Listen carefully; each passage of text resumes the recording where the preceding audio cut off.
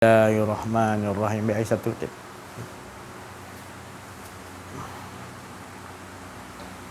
Rahim. Assalamualaikum warahmatullahi wabarakatuh. Bismillahirrahmanirrahim. Alhamdulillahilladzi anzala ala abdihil kitaba wa lam yaj'al lahu 'iwaja. Sadaqallahul azim. Subhanaka la ilma lana illa ma 'allamtana innaka antal alimul hakim. La haula wa la quwata illa billahil aliyil azim. Alhamdulillahi rabbil alamin. Wassalatu wassalamu ala asrafil anbiya'i wal mursalin wa ala alihi wa sahbihi ajma'in.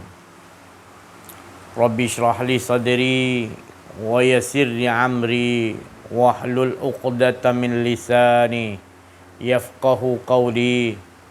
Nurjali sifatullah, sifat menjadi kalamullah.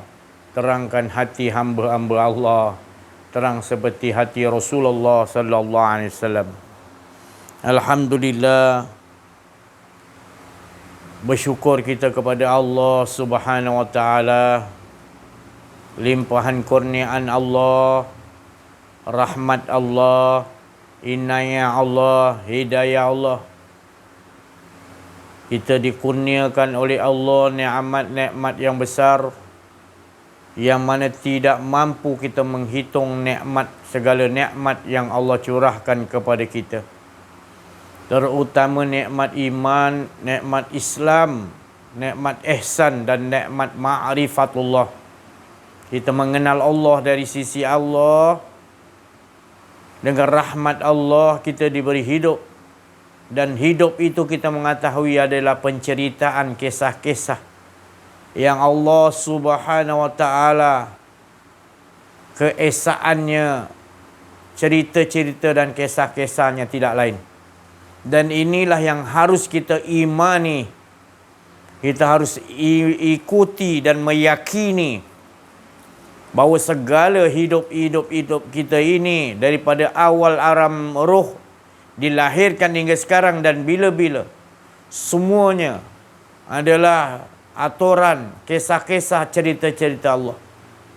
Yang mana jika kita tidak mempelajarinya, kita tidak mengetahuinya, maka inilah yang disebutkan bahawasanya kita telah menjadi kufar ataupun kafir. Di mana kita tidak meyakini bahawa hidup kita ini penceritaan dan kisah-kisah cerita-ceritanya. Malahan kita mengatakan bahawa kita boleh mengolahkan, kita boleh mentadbiri setiap kehidupan kita. Kita mengatakan bahawa kita yang boleh bernapas. Kita mengatakan bahawa hidup ini adalah kita yang mencorakkan. Tetapi sebenarnya apa saja pun yang berlaku dalam kehidupan kita ini adalah untuk menyatakan diri keesaannya. Siapa kita nak merubah skrip-skrip cerita-cerita yang telah ditentukan oleh Allah. Memang payah sekarang ini untuk kita meyakini, kerana kita dah terbiasa. Kita ini seolah-olah melakukan sesuatu itu kita katakan kita. Bukanlah saya mengatakan bahawa kita ini ada kuasa. Tetapi kuasa itu adalah kuasa Allah. Dan kehidupan ini adalah milik Allah Subhanahu wa taala. Dan Allah Subhanahu wa taala nak melihatkan bagaimana kita mengolahkan. Adakah kita mengetahui dan kita mengolahkan, ataupun kita tidak mengetahuinya, kita mengolahkan dalam keadaan kita jahil tentang Allah.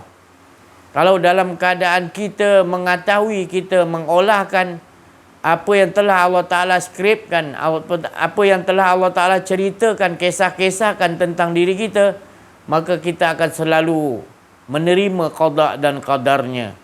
Inilah mengimani apa saja ketentuan-ketentuan Allah Subhanahu wa taala yang mustahaknya kita mengatakan bahawa wa qadha rabbuka, seperti mana yang Allah memberitahu kepada kita, hendaklah tetap, iaitu kita merasakan Allah yang menguasai kita.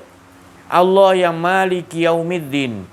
Allah yang menguasai hari-hari kita, nafas-nafas kita, nyawa kita, roh kita, semua rahsia Allah Subhanahu wa taala. Tetapi ini yang susah sekarang ni.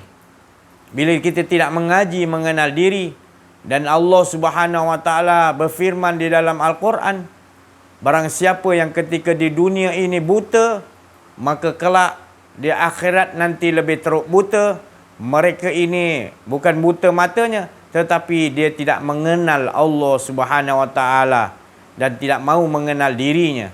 Maka mereka inilah orang yang buta, yang dalam dirinya tidak nampak keesaan, keagungan, kebesaran Allah, dan mereka inilah orang yang sesat. Kita tengok orang-orang Yahudi, orang-orang yang mahu mentadbir dunia tanpa diserahkan kepada Allah. Kita lihat berbagai-bagai caranya untuk dia mentadbir dunia, dengan memperbodohkan manusia supaya tidak dia mengenal kepada Allah Subhanahu wa taala, tidak mahu dia mengenal akan dirinya, hingga menyebabkan apa saja kelakuan yang dibuat adalah tidak kerana Allah, tetapi dialah yang merubah. Ini yang diajarkan oleh orang Yahudi, supaya kita ini umat Islam, umat Nabi sallallahu alaihi wasallam tunduk supaya kita tidak mahu lagi mengenal kepada Allah, mengimani, memahami, buta tentang Allah. Dia mahu kita gitu. Jadi jelas rancangan mereka sejak kejatuhan Osmaniyah 1924, maknanya tahun depan tak lama lagi bulan 3 kita masuk 100 tahun kejatuhan Osmaniyah. Maka Nabi sallallahu alaihi wasallam memberitahu akan datang kebangkitan, iaitu Mujadid. Kita kena yakin, kerana orang Yahudi yakin pula selepas Imam Mahdi akan ada nanti gelombang yang dipanggil dukhan, ataupun asap yang tebal, ataupun menutupi hijab manusia, tidak nampak kepada Allah, buta. Dan akan baru keluarlah mata satu Dajjal itu tadi. Maka kita tak nampak membezakan lagi. Tak dapat membezakan lagi antara hak dan batil. Sebaliknya, yang batil kita anggap itu adalah benda yang hak, dan yang hak kita akan batil. Inilah dukhan, baru keluarlah Imam Mahdi. Ini yang kita nak peringatkan, kerana kita ini tidak payah takut menakutkan. Tetapi kita harus ingat yang lebih takut daripada segala takut, lebih berat daripada Dajjal, adalah kita membiarkan diri kita ini tidak mengenal diri, tidak mengenal Allah Subhanahu. Ini lebih berbahaya daripada Dajjal, dukhan, kiamat. Kerana kita telah menerima azab yang jelas, di mana kita buta, tersesat, tetapi kita merasakan seolah-olah kita ni hidup dalam keadaan aman, tenteram, berada dalam keamanan kononnya. Sebaliknya, diri kita sentiasa mendustai Allah. Kufar, menutupi, merasakan seolah-olah kita yang berkuasa. Tetapi dalam hal ehwal kehidupan kita, kita merasa seolah-olah dunia ini sudah cukup. Kita tidak ada rasa keraguan. Tapi sebaliknya, sebenarnya kita telah buta dan tersesat di jalan yang sebenar. Dan tanpa kita ketahui bahawa kita telah sesat, itu lebih berbahaya lagi. Maka itu saya cakap tadi berulang-ulang, maka kembalikanlah diri kita kepada Allah sebenar-benar jujur dan ikhlas. Siapa pun kita, daripada yang bawah, orang awam lah katakan, ataupun apa sekalipun kita, manusia juga, kita ni tetap sampai ke orang yang atasan, kepada menteri, kepada agung, kepada raja-raja, kepada siapa pun yang paling atas, maka tidak ada jalan lain. melainkan jangan sampai tersesat dan tertipu di dunia ini. Kerana masih lagi kita berpeluang untuk kembali kepada Allah. Sebelum nyawa kita dicabut, sebelum habis tempoh expired kita untuk kita meneruskan melakukan ahsanu amalah. Bagi itulah kembali kita ingatkan kembali kita sama-sama, tidak ada jalan lain lagi yang Allah nak perhatikan dalam kehidupan kita, melainkan kita benar-benar mengesakan Allah seperti mana Allah mengesakan dirinya. Jangan lengah lagi. Inilah jalan yang yang benar-benar lurus yang kita minta, yang kita mohon, yang mana Allah menyuruh kita selalu bermohon dan duduk di jalan itu, iaitu ihdinas siratal mustaqim. Tunjukilah kami jalan yang benar, yang lurus, iaitu tak lain jalan yang benar, yang lurus itu adalah jalan kita mengenal diri, mengenal Allah. Dan bila kita dah mengenal diri, mengenal Allah, maka Allah memperkenalkan dirinya bahawa yang hidup itu hanya Allah. Dan kita semua yang ada, termasuklah malaikat, termasuklah iblis, Ya'juj Ma'juj, Dajjal dan segala macam sekalian alam yang Allah jadikan, semuanya binasa nanti kita lihat. Terutamanya kita dahulu kena memahami dulu. Tapi kalau kita sendiri belum memahami, kita masih lagi rasa makhluk ada kuasa. Orang Yahudi ada kuasa. Dajjal ada kuasa. Malaikatul Maut ada kuasa. Maka kita tak selamat lagi. Sebab mereka itu diberi kuasa oleh Allah. Dan kalau kita mempelajarinya, kita sendiri tidak ada kuasa. Dan kita tahu apa yang ada pada kita adalah kehendak ataupun kudrat, yang dipanggil la haula wala quwwata illa billahil aliyil azim. Jangan sekadar kita sebut, amaliahkan dalam kehidupan kita.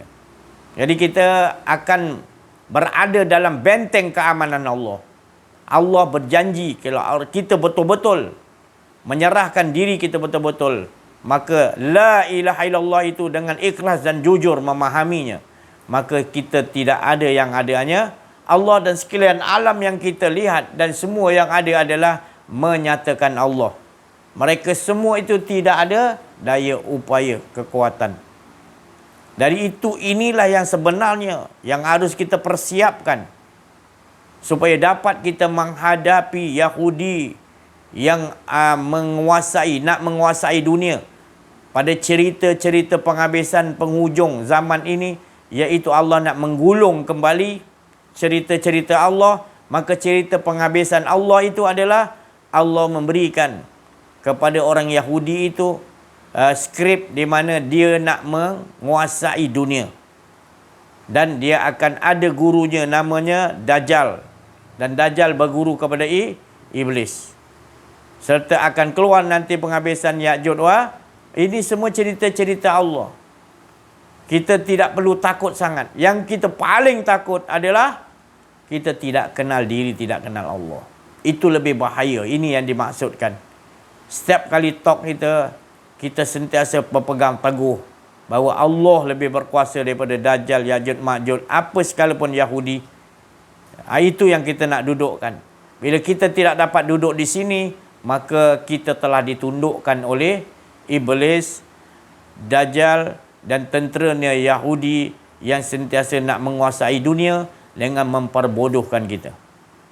Mereka akan menyusun rancangan-rancangan untuk menjatuhkan, untuk supaya kita tunduk kepada dia. Kerana mereka mengambil pelajaran ini daripada gurunya Dajjal. Dan juga datuk nenek keturunan mereka itu orang Yahudi adalah daripada Fir'aun, daripada Hamam, daripada Qarun. Maka dia mewarisi daripada macam Rasulullah SAW, para nabi, warisannya adalah ulama. Tapi warisan Fir'aun, Namrud, Hamam, Qarun, dia adalah orang Yahudi. Kita lihat, mereka tidak jemu-jemu untuk menyusun rancangan untuk menundukkan manusia-manusia di muka bumi ini. Dengan berbagai-bagai cara Ya, terutama sekali mereka akan memperbodohkan kita dengan vaksin-vaksin, dengan injection, dengan santau-santaunya. Ya, setiap masa sejak mula kejatuhan Osmaniyah 1924, mereka berkumpul berbincang Yahudi sesama mereka telah menggunakan rancangan ini dan berjaya hingga sekarang banyak menundukkan manusia-manusia. Dia menciptakan berbagai-bagai alat-alat untuk memperbodohkan kita, melalaikan kita supaya kita tidak mengenal diri, mengenal Allah. Yang lain mereka tidak takut. Belajarlah ilmu apa, amal banyak mana pun mereka tidak takut kepada kita. Tapi yang mereka takut apabila kita ini mengenal diri, mengenal Allah, maka ini yang ditakuti oleh orang Yahudi. Kerana ini yang diajarkan oleh iblis kepada Dajjal. Maka bukan Dajjal tu kuat, tetapi kitanya yang sebenarnya tidak mau mengenal diri, mengenal Allah. Sedangkan Allah Subhanahu Wa Taala menyuruh kita, yang pertamanya Allah ini harus dikenali. Tapi kita lari tajuk, kita mengambil yang lain hingga menyebabkan kita terlupa untuk mengenal Allah. Kita sibuk dengan amal-amal soleh, melakukan sedekah, haji, solat, macam-macam. Bukan saya cakap tak boleh, teruskan. Tetapi mengapa kita, yang pentingnya, modalku kata Nabi SAW adalah mengenal Allah. Maknanya modalku adalah mengingati Allah. Sebelum mengingati Allah, Rasulullah tu harus kenal lah. Bila Rasulullah kenal, maka dia mengingati Allah sentiasa. Itu modalku. Itu modal. Tapi kita mengenali Allah tu, bila tidak, makna kita tidak ada modal.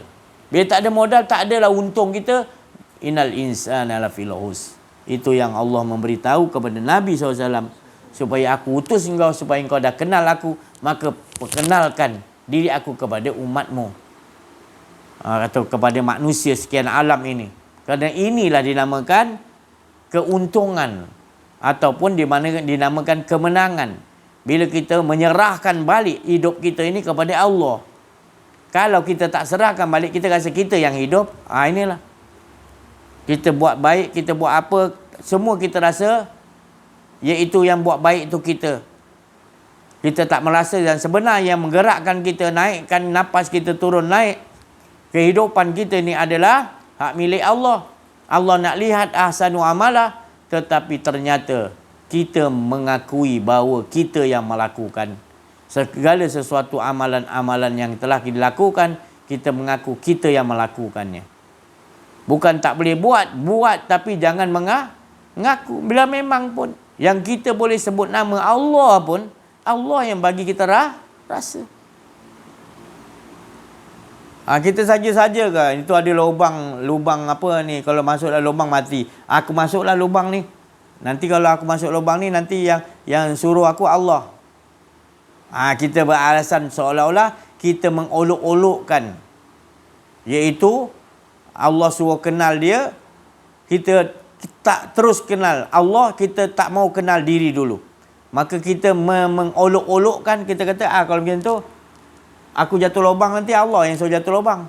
Aku merompak ni, aku merompak. Aku sesat nanti aku saja-saja sesat. Nanti aku katalah Allah Ta'ala yang sesatkan aku. Dia olok-olokkan kalam Allah Subhanahu Wa Ta'ala, kalam Nabi SAW, kalam orang arifin billah. Supaya mereka tidak faham kepada Allah. Buat-buat tak faham. Sebab katanya dia mengenal Allah dah. Semua pun orang Yahudi ke siapa-siapa pun akan, siapa Tuhan? Allah dikatakan. Dalam Quran Allah mengatakan. Siapa manusia pun dia akan kata Allah. Tapi perilakunya dalam kehidupan, dia tidak kenal Allah. Kerana dia mengaku dia yang hidup. Maknanya dia menunjukkan dia tidak kenal Allah. Cuba ceritakan. Adakah kita bertanya kepada pemimpin kita sebelum kita nak mengundinya? Ataupun kita menanyakan kepada orang yang boleh membimbing kita ini, guru-guru, ustaz-ustaz, apa saja pun yang kita anggap guru, adakah dia mengenal Allah? Adakah pemimpin kita, Tok Bungulu kita yang memimpin kita di mana pun juga, Perdana Menteri kita, Agung kita, siapa pun dia dalam negara kita, dia orang Islam, adakah dia mengenal Allah?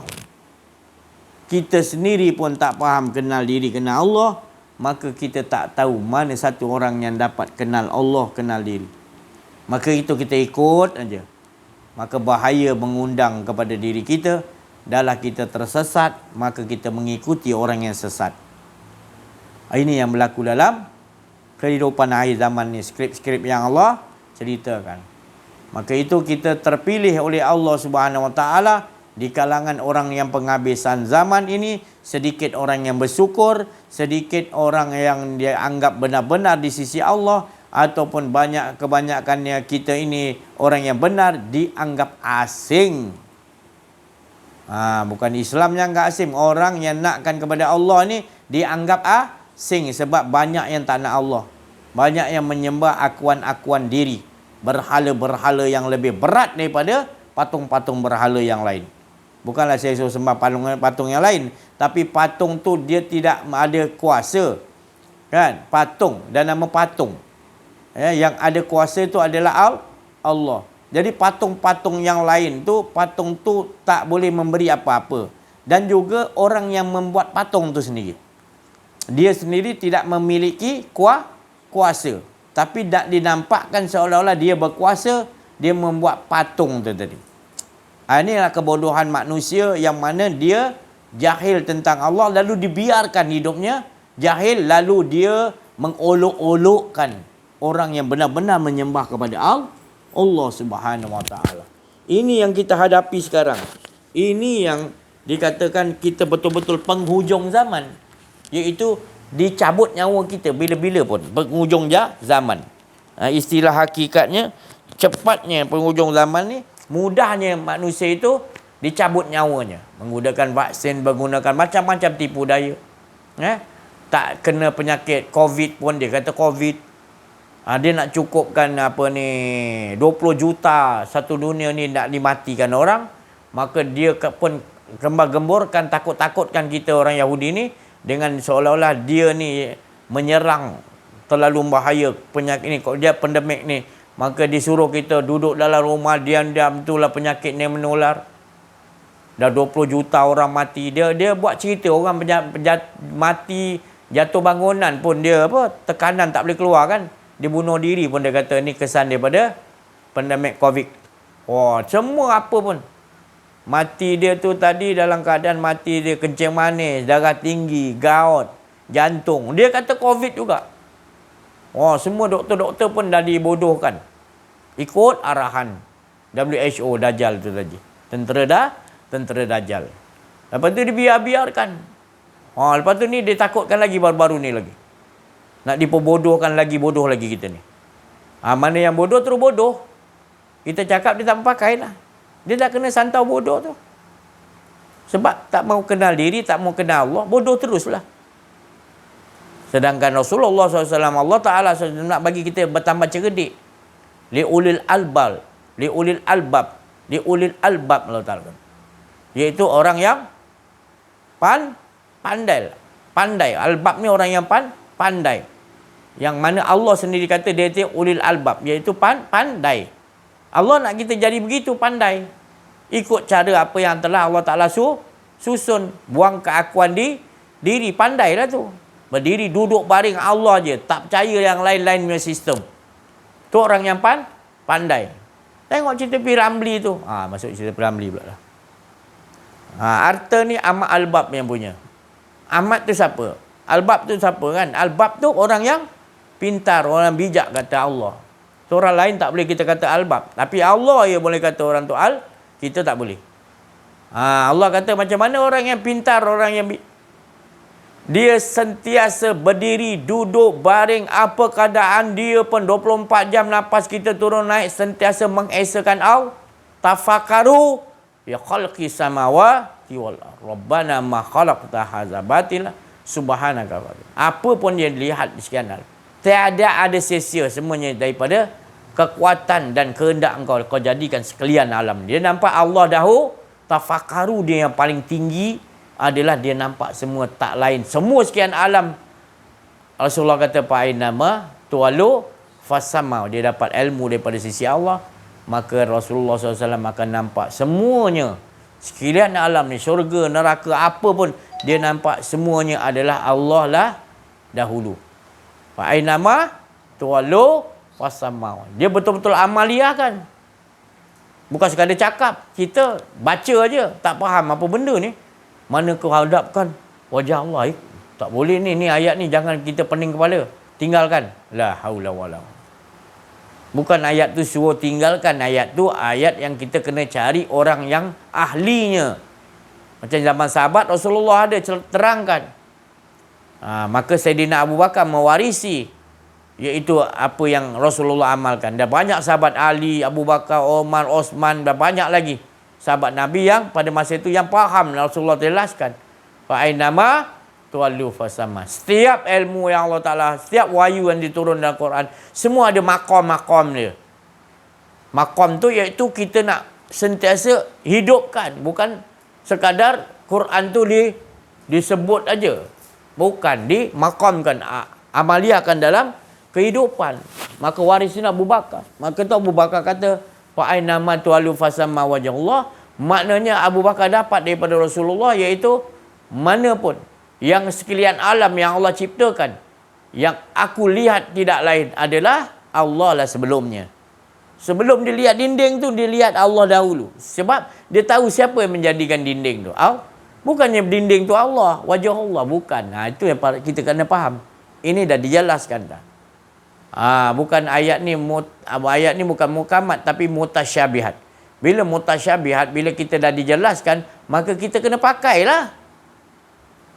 Jangan bila dah dapat tahu ni kita nampak masih kereta-kereta lagi.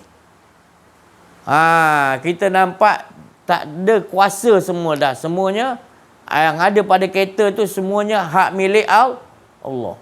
Sebab segala bahan dalam diri yang ada pada kereta tu siapa? Material dia siapa jadikan? Dan minyak yang nak gerak tu siapa jadikan kuasa minyak tu? Adakah kita nak nampak kereta? Kalau kita nampak kereta lagi, maka kita tersesat lah. Mana kita buta lah. Tak takut ke kita? Buta kita tersesat. Bila nampak sesuatu tu, kita nampak kereta dulu, kita nampak apa, buta lah kita. Inilah sebenarnya Yahudi tak mahu. Dia tak mahu kita memahami ni. Kalau kita faham ni, habis semua dia tunduk. Kita tahu permainan-permainan buruk dia. Kita tahu rancangan-rancangan jahat mereka. Dan mereka tidak mampu menipu kita lagi. Sebab kita berada dalam benteng Allah, berada dalam keamanan Allah, maka kita sentiasa berada dalam mengundang pertolongan Allah. Kita sentiasa ditolong oleh Allah. Tapi kalau kita dah nampak ni, lepas tu kita nak memiliki dia. Kita pun sama ikut jalan macam Yahudi juga. Nak takluk dunia juga. Kita pun sama nak takluk juga. Habislah kita. Jahannamlah kita. Rosaklah kita. Sesatlah kita. Kemudian kita tak mengaku kita sesat pula. Bila dah mati baru menyesal. Mati tetap mati. Jadi mati yang kita nak adalah sentiasa mengesakan Allah. Apa pun zaman dia, duduk zaman Nabi, duduk zaman tak Nabi, zaman wali, zaman apa pun akhir zaman, tetap juga mati. Tapi yang mustahaknya hidup di zaman apa mati, harus mati dalam keadaan beriman kepada Allah SWT, iaitu sentiasa mengimani. Walaupun kita hidup zaman Rasulullah, kita jadi Abu Jahal, apa gunanya?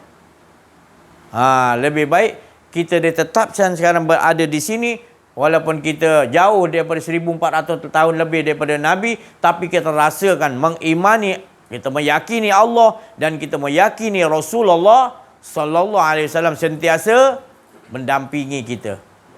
Sentiasa berada di sisi kita. Sebab ini Allah SWT telah jelaskan. Kalau betul-betul kita tegas terhadap berhala diri kita, asidah walal kufar, terbuangkan kufar dalam diri kita, berhala dalam keakuan diri kita tu berhala besar, kita buang asidah walal kufar, maka kita berada dengan Allah dan Rasulullah Muhammadur Rasulullah wallazina ma'ahu asidda'u 'alal kufar. Allah Ta'ala berfirman dalam surah Al-Fat ayat 29, Muhammad itu pesuruh aku dan orang yang nak bersama dengannya, wallazina ma'ahu, asidak wal. Mereka itu nak bersama dengan Rasulullah, asidak wal kufar. Bukan kufar kafir Yahudi ini, bukan. Ini kita dalam diri kita. Akuan diri kita yang kufar yang paling besar. Ini yang harus kita tegas. Betul-betul kena buang, yakin. Jangan lagi ada akuan diri. Ini yang degil ni. Ini yang degil berhala yang paling besar ni dalam diri kita ni. Bagaimana kita ada isytiharkan perang tak? Ada jumpa Perdana Menteri Agung, siapa-siapa negara masing-masing, jumpa tak? Kita nak ikut dia tu, menteri tu, nak ikut dia agung tu, raja tu, ataupun orang-orang yang kita nak ikut guru-guru tu, dia faham tak? Dia dapat perang tak? Dalam diri dia tu tadi, hawa nafsu dia perang tu. Untuk betul-betul asidak walal kufar. Dah ke belum? Siapa pembimbing rohani dia nak isytiharkan bahawa dia dah lulus dalam peperangan tu? Adakah pasti guru-guru yang mursyid tu tadi, yang pimpin dia tadi, dan pastikan dia dah menang dalam peperangan itu? Bila menang, tandanya apa? Hilang keakuan diri. Apa pun dia nampak tak lain semua. Dia tak mahu lagi pakai lain dah. Dia ikut sistem Allah dan Rasulullah SAW. Mudah je ikut tu. Dia tak mahu ni sistem-sistem dia nampak semua temberang ni dia nampak. Semua sistem-sistem yang bawa kepada akuan diri untuk supaya mensekutukan menutupi Allah SWT. Banyak orang-orang kita Islam yang terikut rentak tu. Dan bertopengkan, dia mengatakan, aku Islam. Memang kau Islam. Tetapi siapa yang nak iktirafkan kau beriman tadi? Engkau Islam belum tentu beriman. Bukan saya cakap engkau kafir. Tapi engkau kena sedar bahawa kalau engkau tidak berperang lagi melawan hawa nafsu akuan diri engkau, maka engkau masih lagi dalam keadaan tertipu. Engkau masih lagi keadaan lagi hawa nafsu engkau telah menundukkan.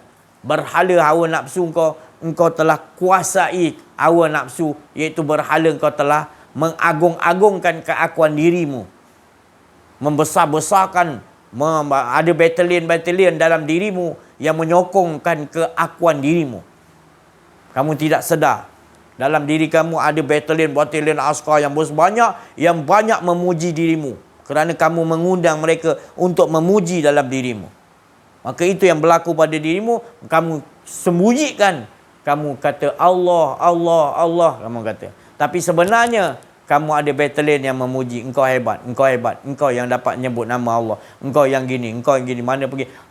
Masih ada lagi bunyi-bunyi yang mengatakan engkau, dan engkau menerima pujian-pujian daripada batalion dalam diri kamu.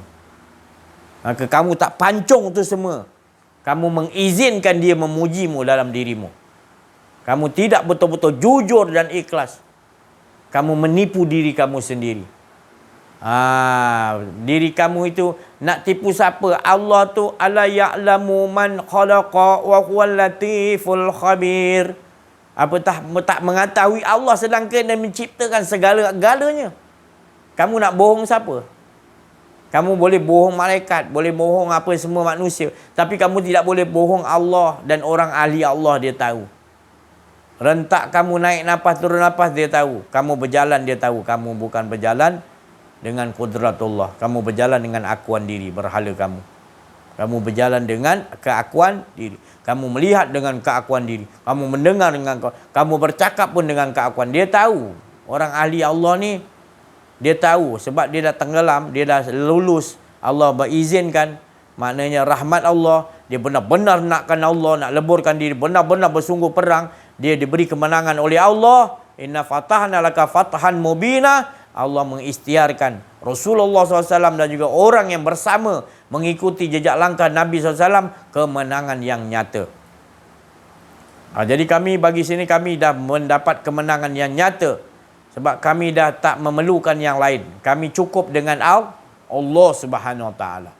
Jadi kami tidak nampak dunia ni ada memiliki sesuatu yang luar biasa. Kami nampak biasa je. Dan kami selalu memegang sentiasa keakuan diri kami, sentiasa kami buangkan, dan kami sentiasa merasakan mengesakan Allah seperti mana dia mengesakan Allah. Inilah nikmat yang hala tuju kami setiap saat dan detik waktu. Kami sentiasa utamakan tu, iaitu buangkan keakuan diri dan sentiasa mengesakan dia seperti mana dia mengesakan diri. Asyik tidak ada nikmat yang lebih hebat bila orang benar-benar mengesakan. Bukan orang, mana dia mengesakan dirinya sendiri. Nikmatnya kita duduk di makam tu. Inilah makam para rasul, para nabi, para wali Allah arifin billah mursyidina. Mursyid iaitu yang betul-betul yang duduk hendakkan kepada Allah Subhanahu Wa Taala, yang dibagi oleh Allah, iaitu di sisi Allah dia bukakan hidayah, langsung dia diberi kurniaan oleh Allah untuk memiliki, untuk boleh menolong. Itu nama mursyid. Itu tadi. Jadi adakah kita telah menyumpai mursyid itu? Kerana mursyid itu ibarat Rasulullah SAW kepada sahabat. Baru diiktirafkan tadi. Ini dia dapat waris daripada. Mursyid pun gitu. Kalau kita dapat mewarisi Nabi. Kalau kita mengaji dengan mursyid. Sebab dia hanya saja mursyid Arif Billah ni, dia bukan Nabi.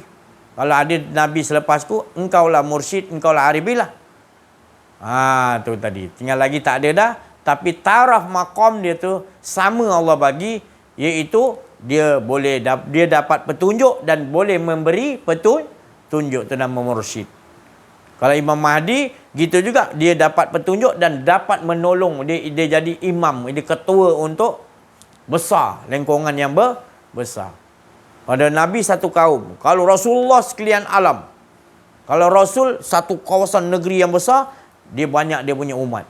Rasul bezanya Nabi, Rasul dan Rasulullah. Rasulullah sekalian umat dia banyak sangat.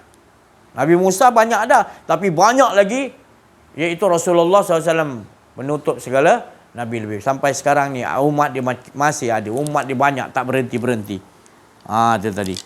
Itu perbezaan dia. Kita kalau dibiarkan diri kita ni, biarkan kita mengejar dunia ni, kita biarkan nanti yang kita kejar itu adalah bayang-bayang. Ini yang berlaku nanti kerugian. Tahu-tahu dah sakaratul maut. Ya Allah, mengapa aku tidak jual tanah aku? Tidak jual aku punya aset-aset yang ada walaupun sikit. Bangunkan aku nak sedekah ya Allah. Dan sampai sakaratul maut tu baru terasa nak buat tu. Jangan sampai menyesal. Jangan sampai menyesal nanti tiba bulan tahun 2024 ni semua dah kena blok. Tak ada current, tak ada perhubungan lagi lah. Telefon pun tak boleh buka YouTube, internet, semua tak ada. Ya? Itu jam dah, mengapalah aku tak boleh keluar duit dalam bank ni, macam mana ni duit aku ni, macam mana. Dah tak boleh, kau nak menyesal dah. Lepas tu makanan pula tak sampai. Mengapalah aku tak keluarkan duit awal-awal, aku beli tanah, aku beli kambing, aku tanam-tanam ni, nak makan susah ni. Baru nak menyesal. Kita dah bagi tahu awal-awal dah. Allah dah ingatkan, Rasulullah SAW ingatkan. Jihad akhir zaman, kata Nabi SAW, ingat ni. Jihad akhir zaman adalah menternak, menanam, duduk di tepi-tepi, jangan bercampur dengan masyarakat yang maknanya banyak. Maknanya bandar-bandar. Sebab bandar-bandar dah jadi zombie banyak dah. Tapi tak sedar dia jadi zombie. Dia dirasuk, tapi tak sedar dia dirasuk dengan vaksin-vaksin tu tadi. Dia rasa tak ada apa pun. Aku boleh pergi solat. Tapi solatnya tu solat orang-orang yang dirasuk. Solat orang-orang yang lalai. Di masjid-masjid lah keluar bencana yang banyak. Arahan-arahan WHO. Kat masjid dia keluarkan. Tu. Tapi nampak macam masjid, dia cakap ya, tapi dia ikut arahan WHO. Renggangkan solat, jangan kita ni kalau ada penyakit tak payahlah pergi masjid. Senang je. Tapi bodohnya tadi, dah dibodohkan dengan vaksin tadi dan macam-macam cara, maka dia tak nampak benda tu. Dia tak duduk dengan Allah dah. Itulah punca dia. Dia tak kenal diri, tak kenal Allah. Diperbodohkan lah. Itu tadi kita, dia orang agama lah, dia mufti lah, dia tu ulama lah. Tapi sebenarnya semua ulama-ulama esok, mufti-mufti yang sok, yang buruk semua. Semua tu dia bercakap demi untuk kepentingan hawa nafsu. Tapi dia sembunyikan dengan ayat Quran dan hadis-hadis. Ini Nabi bagi tahu, bukan saya saja, bukan saya berani. Tapi saya nak bagi tahu kesiannya tadi. Mereka melakukan tu, mereka ni saya tengok kesian, bukannya saya tengok dah jadi kesian saya tengok dah. Ubahlah. Engkau tu ulama, engkau tu tadi mufti, engkau tu ustaz, engkau ni akan ditanya dulu. Apa benda kau cerita ni? Apa benda yang kau cerita pada masyarakat ni? Masyarakat makin lama makin kebingungan yang apa yang kau cakap. Engkau tak jujur, engkau tak ikhlas, betul-betul tak kenal diri, tak kenal Allah. Kau pun tak terasa pun. Kau syok sendiri ya, kau kata kau ulama, kau mufti, kau ustaz, engkau hebat, kau. Tapi sebenarnya kau tak sampaikan betul-betul. Oh tak, aku ajar tajwid dia, aku ajar fiqh je, ni dah tinggi, nanti ada orang lain. Sedap yang kau cakap gitu. Habis kau fiqh, kau tak boleh amalkan kenal diri, kenal Allah ke? Semua tahu manusia kena kenal diri, kenal Allah. Bukan Islam aja, semua. Tu nak bagi ingat dia. Ini terlalu penting sangat. Mesti manusia tu harus kenal Tuhan dia. Siapa pun daripada Nabi Adam mula-mula. Mana ada manusia lain, Adam lah pertama. Adam pun kena kenal Allah, kenal Allah. Bila dia kenal Allah, kenal diri, dia kenal Allah, baru dia tahu dia tak punya apa-apa. Maka dia masukkan dalam patung Adam tu diri. Maka Adam akan mengatakan Alhamdulillah. Bukan dia puji Allah. Tapi Alhamdulillah Adam tu dia dah kenal Allah. Maka yang masuk tu roh daripada sisi Allah. Dia sebut Alhamdulillah itu. Maka Allah yang suruh sebut. Maka dia tahu yang puji itu adalah Allah. Yang memuji itu juga Allah. Yang rasa dipuji itu juga Allah. Yang suruh memuji itu juga Allah. Itu Alhamdulillah. Itu maknanya. Mengaji tinggi-tinggi sangat. Itu makna mentadabur pecah pun kita tak faham. Kita kata kita yang puji Allah. Salah. Sampai bila kita nak pegang begitu? Kita ke yang masuk roh tu, yang suruh sebut tu siapa? Masuk kepada Adam tu siapa? Daripada mana? Roh sisi Allah. Apa dalam tu roh tu? Masuk je terus bersin. Sebut ni kalimah. Cepatnya Allah sebut. Allah yang suruh sebut dengan makna kefahamannya. Adam ada ilmu tak waktu tu? La ilma lana illa ma, melainkan apa yang Allah masukkan. Jauh betul kita ajar yang merapu-rapu, kita tak faham, tak kenal Allah. Kita nak aurat banyak tapi kita tak faham. Lepas tu kita biarkan. Bukan saya cakap tak boleh baca Quran 30 juzuk, bukan tak boleh hafal. Buatlah, tapi jangan tadaburlah. Ini penting. Walau satu huruf pun kita kena tadabur. Walau huruf alif sekalipun. Huruf ba. Huruf ya. Jangan main-main. Itu pun nak kena tadaburkan. Akan dituntut, akan ditanya nanti. Setiap huruf tu. Macam mana kau gunakan aku? Dan Al-Quran, huruf-huruf itu akan melaknat orang yang membaca, menyebut, tak tahu dia gunakan. Huruf tu akan melaknat kau. Memang betul Al-Quran nanti dalam kubur kita akan bagi orang yang mengamalkan. Yahudi kau macam tu, dia baca Quran, dia pun dalam kubur selamat macam tu. 30 juzuk hafal. Jadi profesor waktu mengajar Universiti Islam, rupanya dah 3 tahun dia nak balik, dia kata aku bukan Islam. Aku hanya pengkaji untuk dapatkan rahsia ni, dan aku sebenarnya apa kau ambil sanad daripada aku hadis 100,000 ke, ambil Al-Quran 30 juzuk daripada aku semua, sebenarnya aku bukan orang Islam. Macam mana kau nak cakap? Kau mengambil Al-Quran tu sanad dia daripada guru yang orang Yahudi bukan Islam. Ini yang berlaku.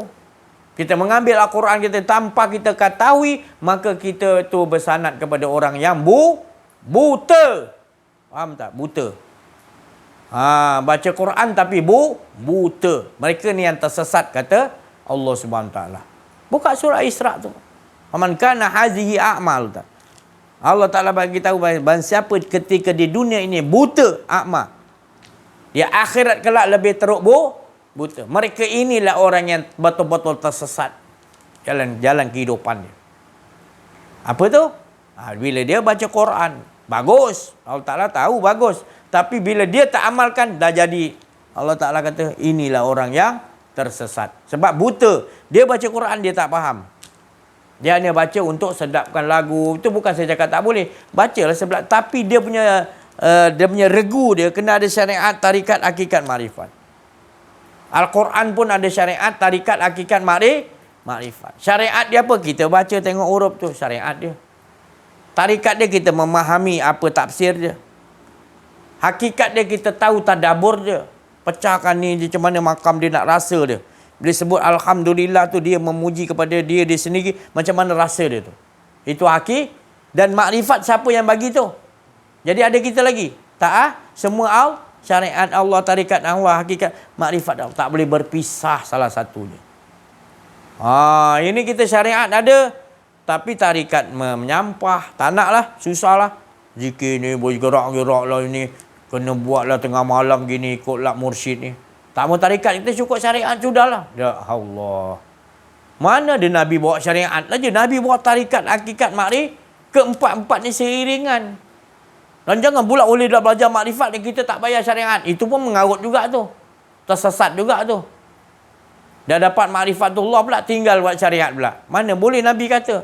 Itu juga tak sempurna, tersesat juga, tak betul. Ambil bau Piramli juga cerita Piramli tu. Kalau kau dah makrifat tinggi kan, ambil bau je. Lepas tu dah jalan, tak payah makan. Boleh? Mana boleh. Kita dah kena syariat, tarikat, hakikat. Semua sistem Allah tu, syariat, tarikat, hakikat, makrifat, kata Rasulullah, salah satunya tak boleh tinggal. Salah satu. Kata-kata kita ada syariat, tarikat, hakikat, makrifat tak ada, tak belajar. Tak boleh juga, tak sempurna. Kerana Nabi kata, salah satu tak ada pun tak sempurna. Ali, dia pesan kepada anak andanya, menantu dia, Sayyidina Ali. Kerana Sayyidina Ali mewarisi juga al-ulama' dari mana ilmu-ilmu para Nabi. Dan Sayyidina Ali melaksanakan syariat, tarikat, hakikat, makrifat. Mengapa kita sekarang bila tengok orang tarikat dia, dia ni orang tarikat ni, jaga-jaga. La ilaha illallah. Pelik kita ni. Eloklah kita pun kena ada tarikat. Pak Ji dah berapa lama kat masjid ni, dah 40 tahun lama dia. Tarikat ni, tarikat jaga-jaga, hati-hati, jangan sesat ni kan. Lah Pak Cik tak ada tarikat ke? Tak ada. Lah Pak Cik buat solat 5 waktu tu tarikat Rasulullah lah tu. 5 waktu satu hari tu tarikat Rasulullah tu yang paling tinggi. Tapi dia lakukan tarikat, dia kata dia tak ada tarikat. Menyampah betul yang dengar. Itu cakap tadi. Kalau bodoh boleh dia ajar, tak apa. Dia terima.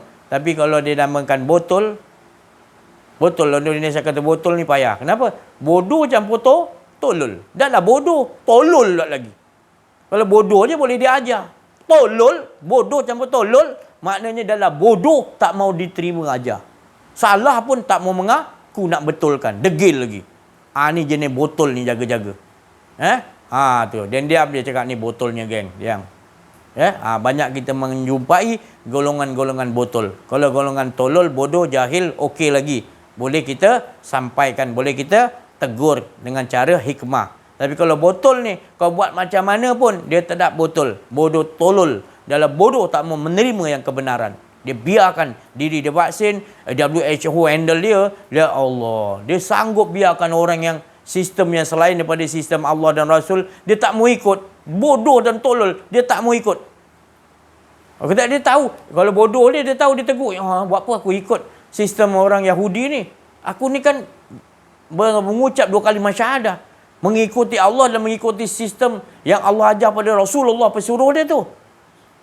Tu kalau orang bodoh, dia boleh diajar. Kalau pada botol ni, dia teruskan juga. Tak mau menerima juga. Dia tutup semua lah. Dia tutup bertelinga, dia tutup mata. Benda tu dia dengar tapi dia tutup. Dia dibuat dinding supaya dia tak mau dengar benda kebenaran dan tak mau dia nampak lihat tapi dia buat bodoh, olok-olok kan. Orang tanya dia, Muhammad agama dia betul tak? Tak tahu. Padahal dia tahu betul. Ini berlaku balik. Akhir zaman ni berlaku balik manusia yang kita hadapi daripada golongan-golongan yang bukan Islam, yang bukan Islam yang menentang, bukan. Yang menentang kita adalah orang yang Islam yang tolol botol ni tadi. Kebanyakannya yang jadi bagi tu. Jangan marah saya. Saya ni bercakap dengan hikmah. Jangan ingat saya marah. Saya nak betulkan. Kalau kita tak cakap yang benar, siapa lagi? Jadi kita bercakap atas kebenaran. Kita sanggup, kita nak selamatkan saudara kita. Kita sayang pemimpin raja kita, menteri kita. Semua kita tengok. Semua dah di mananya. Kita tak mau dia terus jadi botol lah. Kita bagi tahulah. Sekarang ni kau botol ni. Botol.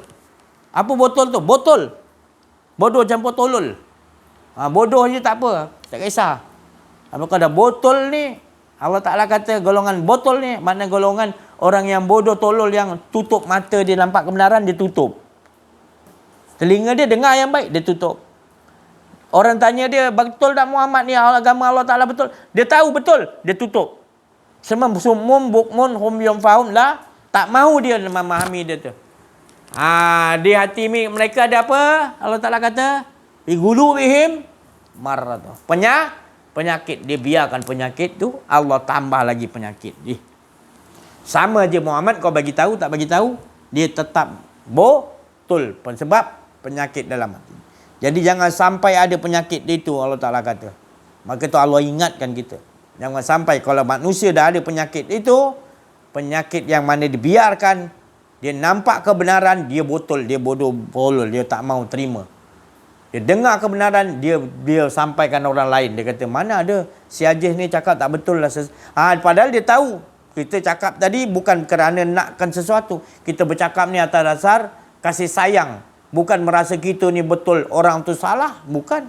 Saya bercakap bukan orang tu tadi. Saya bercakap kasih sayang. Saya kesian tengok mengapa kau duduk dalam keadaan botol. Duduk dalam keadaan bodoh. Lepas tu tak mau menerima kebenaran pula.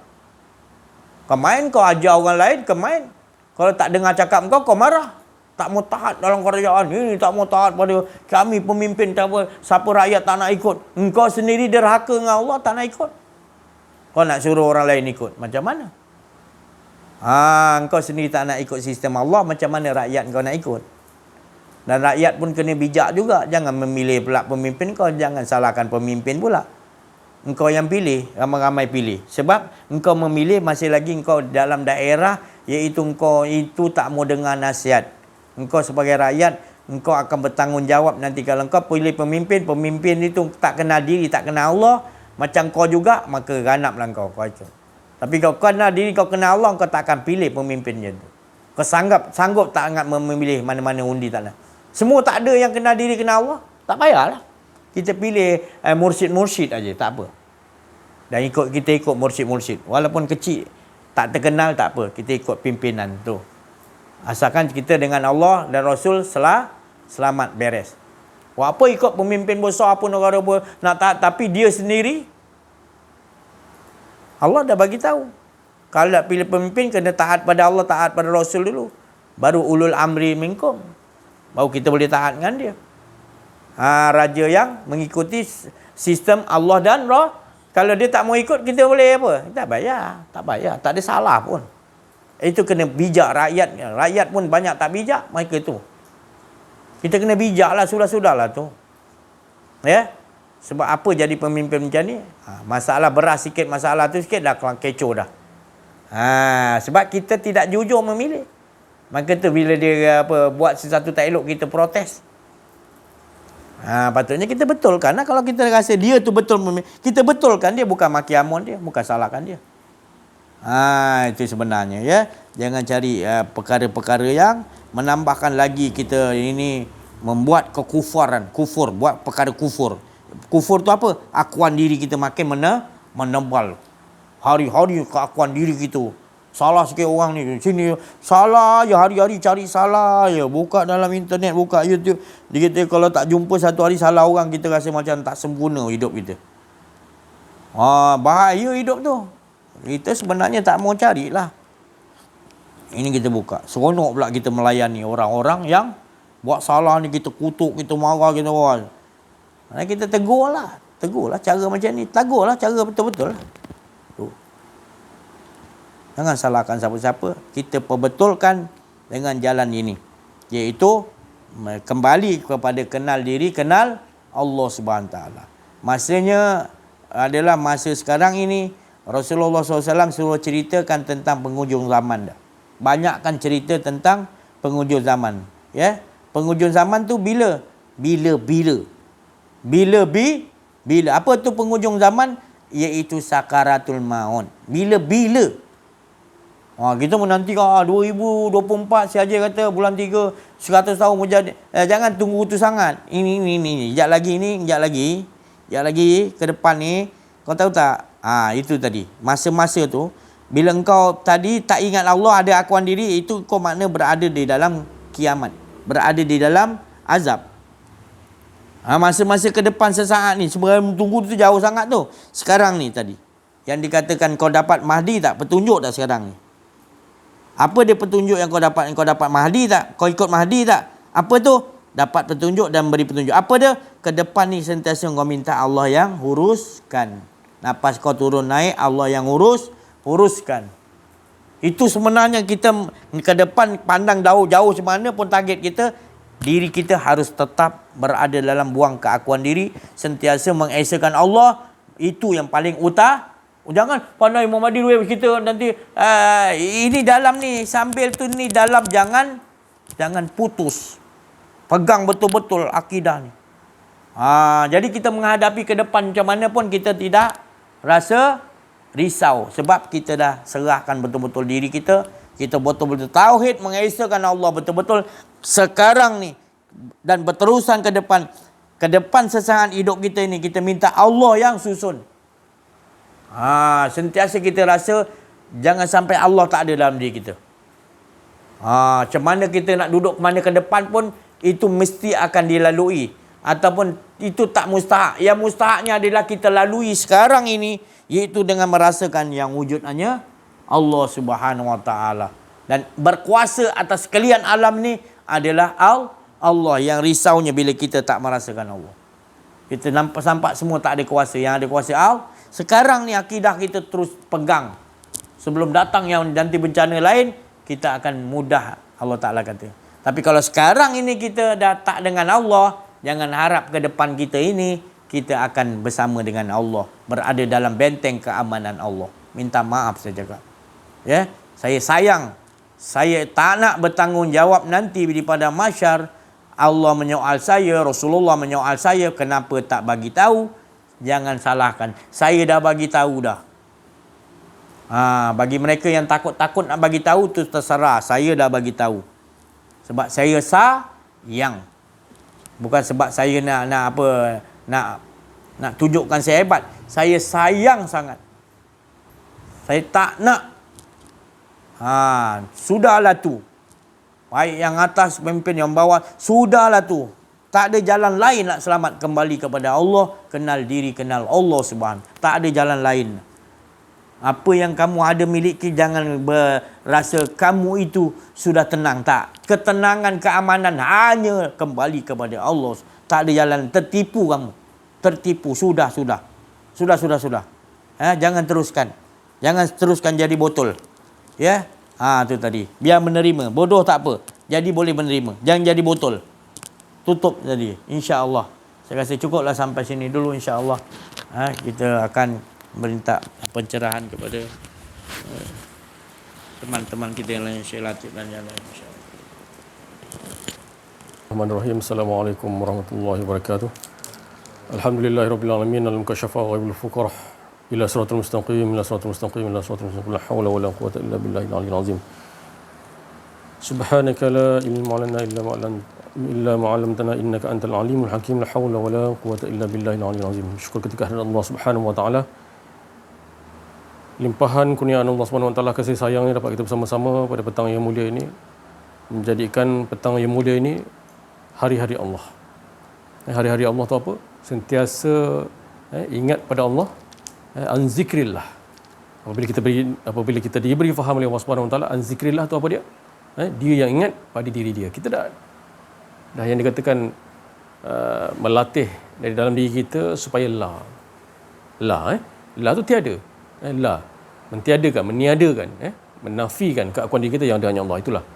Dialah ingat pada diri dia, bukan kita lagi dah. Dia semua. Pada mulanya memang kita tengok penafsiran tu, kalau an zikrillah tu tidak mengingati Allah. Tidak mengingati Allah. Rijalul la tulhim tijaratu wala bai'un an zikrillah. Tapi bila kita sebut an zikrillah, tadabbur dia, itulah. Sebenarnya dia yang ingat pada diri dia. Dia cukup dengan diri dia. Itu yang sebenarnya. Itu masuk an zikrillah itulah. Yang sebelum-sebelum talk ni pun memang dah diperjelaskan. Jadi kita macam yang dikatakan memuji tadi kan, memuji. Dialah memuji pada diri dia. Dia cukup dengan diri dia. Jadi dia zahirkan kita, Allah Taala zahirkan kita.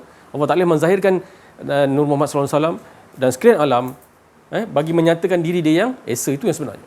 Itu yang kita nak sentiasa berhubung dengan mursyid-mursyid arif billah, pembimbing rohani untuk mentadabbur perkara-perkara sebegini. Jadi alhamdulillah, apabila kita sentiasa menafikan keakuan diri kita, yang ada hanya Allah, kita tidak rasa ada lagi pemilikan. Semualah diri kita, harta benda semua tak ada rasa pemilikan. Insya-Allah, bermakna orang tu adalah nakkan Allah Subhanahu Wa Taala. Dia nak mengenal akan sang pencipta dia, apa yang dia akan dapat. Maksudnya setiap kehidupannya dia akan diberi olahan oleh Allah Subhanahu Wa Taala. Bila saya share setiap talk, pencerahan, share, bukanlah daripada saya, wa ma fa'altu an amri. Jadi setiap kehidupan saya Allah Taala bagi olahan.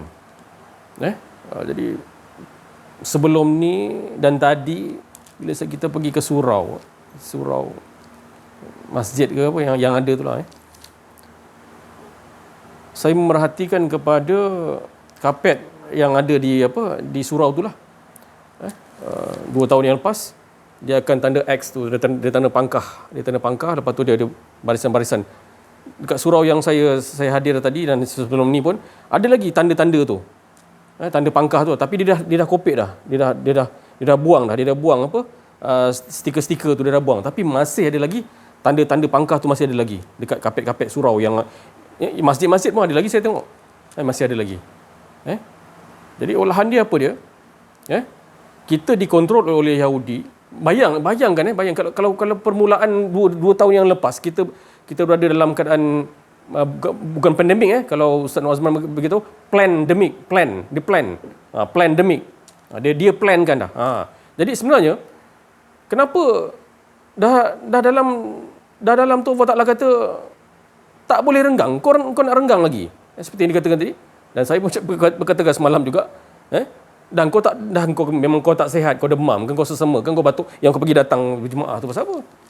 Kan? Tapi orang yang sihat, mandi dan sebagainya, masuklah, tak ada apa pun. Gitulah maksudnya. Tapi nak dikatakan kesan di kapet tadi tu, Allah Taala ulahkan, masih lagi dia punya keakuan dia. Kebotolan dia tadi. Saya tambah lagi tu, kebotolan dia tu. Tadi botolan, saya tambah lagi kebotolan dia tu. Dia tak nak, dia tutup mata dia, tutup telinga dia. Kita nak cerita pasal kenal diri, kenal Allah. Supaya kita dapat yang dikatakan Allah Ta'ala panggil kita dengan ya ayyuhan nafsul mutmainnah. Tenang kita. Tak kisahlah, saya tak tahu, saya pun tak tahu, saya cakap dengan rumah saya pun beras isu minyak, isu ayam, isu apa, saya rasa sama je. Saya cakap Allah Ta'ala bagi aku makan juga sama macam biasa juga. Tu saya tak tahu, saya dapat ketenangan gitu. Beras sama juga, aku biasa je kan. Benda tu memang tak tahulah, tak cukup ke tak tahu. Allah Ta'ala bagi kita qanaah kan, ketenangan kan. Ada ke tak ada ke? Kalau tak ada, paling-paling tak ada, contohlah. Tapi saya rasa ada je kan. Tak tahu beras mahal, minyak tak ada juga kat rumah saya pun tak tahu jadi datang daripada mana pun saya tak tahu kan. Jangan tanya dah datang daripada mana kan. Memanglah itu daripada Allah lah, kita tahu daripada Allah tu kan. Beras mana kelang kabut orang, pasal apa ni? Penat aku tengok kau orang. Bila kita, itulah maksudnya gitu. Bila tak ada betul-betul kenal diri, kenal Allah ni, kita tak kenal akan sang pencipta. Maknanya macam mana kan? Kita risaukan yang lain, kita tak risaukan yang ni. Risaukan yang ni dulu kan, risaukan ini. Kita tak kenal sang pencipta. Allah Ta'ala menciptakan kita tak kenal dia, sang pencipta tu macam mana kan? Ibaratnya orang bagi kita sesuatu. Ini manusia tu bagi sesuatu kat dia. Orang tu susah, tapi kita bagi sesuatu kat dia. Tak kisahlah bagi makan ke, bagi rumah ke, bagi apa ke, tak kisahlah.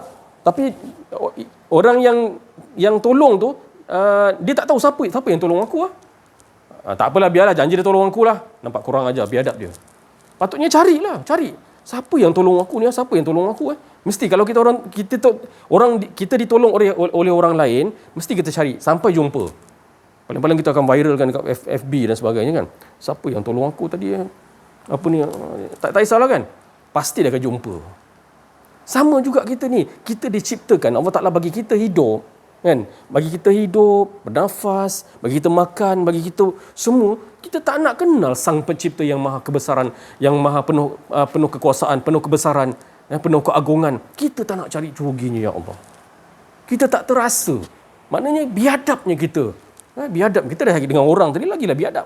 Itu makhluk yang saya ceritakan contoh kan. Ni dengan Allah sendiri sang pencipta kita tak nak kenal. Dan kita terus buat ibadah. Aku yang melakukan benda ni. Ana rabbukumul a'la. Aku yang Tuhan yang paling tinggi. Lepas tu solat tak khusyuk, salahkan syaitan pula. Apa salahkan syaitan? Salahkan diri sendiri. Keakuan, kepemilikan dalaman kita tu kita. Jadi saya pun bermuzakarah bersama keluarga. Kita cerita, bila kita cerita pasal talk ni, talk kenal diri, kenal Allah ni sebenarnya, dan kita akan bawa keluar, kita akan bercakap dari dalam tau. Qalbun, dari dalam. Bukan kita bercakap dari dalam mutakalimun ni daripada Allah, tapi dari dalam. Kita dah biasa. Allah Ta'ala bagi kesungguhan di situ, dari dalam, qalbun, bercakap dari dalam. Betul. Dia tidak ada rasa kepemilikan, kan? Banyak mana harta kita, tanah, rumah, apa lagi, tak kisahlah, dia tak ada rasa kepemilikan. Bila ada satu sikit yang saya cakap tadi, seperti yang kapet yang dekat surau tadi tu, yang ada tanda X tadi tu, tanda X, tanda X tu apa dia? Tanda yang dia kata yang suruh renggang-renggang kan tu, kan? Yang suruh renggang-renggang tu, itulah, ada tanda macam tu yang boleh merosakkan kita. Tertutup kita dengan Allah Subhanahu Wa Taala. Sikit je. Tu Ustaz cakap tadi apa?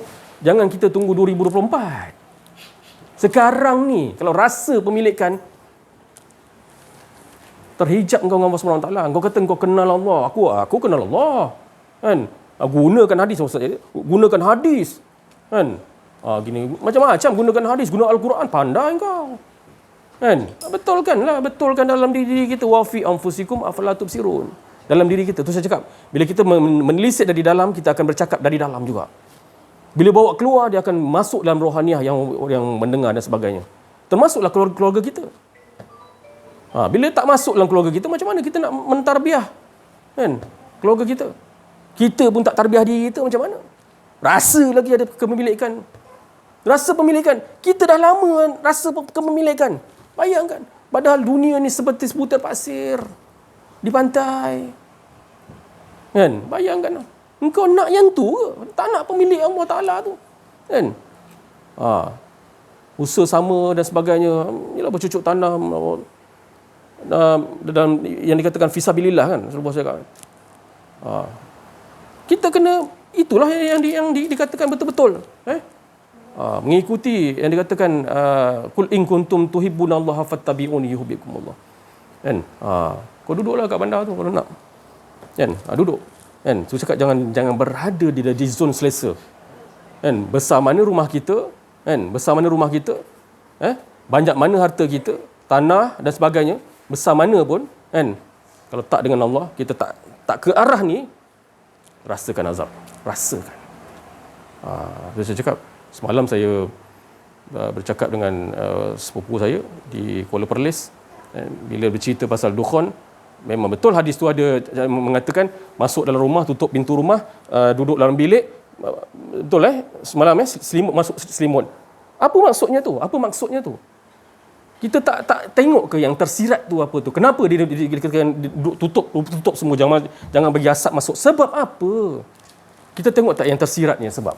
Kita tengok yang tersurat dia. Tersirat dia apa? Kita nampak tak benda tu? Kenapa kita kena tutup tingkap, tutup pintu, tutup selimut semua? Sebab apa? Hizni. Jangan ada rasa kepemilikan sebenarnya. Itu memang betul Rasulullah beritahu. Yang keadaan sebenar zahiriah yang betul-betul yang akan berlaku di situ. Tapi kalau dukhan yang masuk, kalau kita cakap dalam rumah, dalam tu kita kena selimut. Selimut tu apa maksudnya? Selimut, tutup pintu, tutup tingkap. Kenapa? Kan? Itu jangan rasa ada kepemilikan, jangan rasa ada keakuan diri. Dalam diri kita ni, wa fi anfusikum afala tubsirun. Itu yang sebenarnya. Baca yang tersurat. Kan? Saya tak pandai pun, tapi Allah Ta'ala bagi tahu begitu. Kan? Lihat. Kan? Tu cakap, jangan tengok luaran saya. Saya ni luar ni bodoh je, tak ada apa pun. Lebih lagi kebetulan lagi kan. Tapi tengok dalaman apa yang diperkatakan daripada kalamu mutakallimun Allah Subhanahu Wa Taala. Kan? Jangan orang kalau pandang saya ni, kan, kalau pandang saya ni ada pandai apa, belajar setakat mana aje, kan? Jangan pandang yang luar dan dalaman tu pandang. Saya tak ada apa, memang kebetulan saya ni, tak ada apa. Kan? Tapi pandang dalaman tu, gerak daripada Allah Subhanahu Wa Taala. Kan? Mutakalimun daripada Allah Subhanahu Wa Taala. Hidup dia. Kita dah memang aktif benda tu sebenarnya. Nak cakap macam mana aktif? Kalau kita pandai cakap telefon, nak aktifkan telefon. Tapi kita aktifkan dalaman tu. La hayyun, la alimun, la qaridun, la qadirun, la muridun. Semualah. Betul lah syiddah wal kufar. Jangan cakap je. Cakap, buat dalam kehidupan harian. Betul-betul kan? Itu dia. Jadi itu yang sebenarnya kita nak beritahu. Bukan kita berlemah lembut dalaman tu. Tapi dalam pada rahsia Allah SWT pun ada yang dikatakan wal yatalattaf wala yush'irun. Saya tak nak ceritakan benda-benda yang rahsia Allah tu tak boleh dalam, tapi apa yang saya ceritakan, apa yang disampaikan daripada kalamullah, mutakalimullah, itulah yang saya boleh ceritakan. Tapi wal yatalattaf wala yush'irun, apa yang dirahsiakan saya tak boleh nak ceritakan.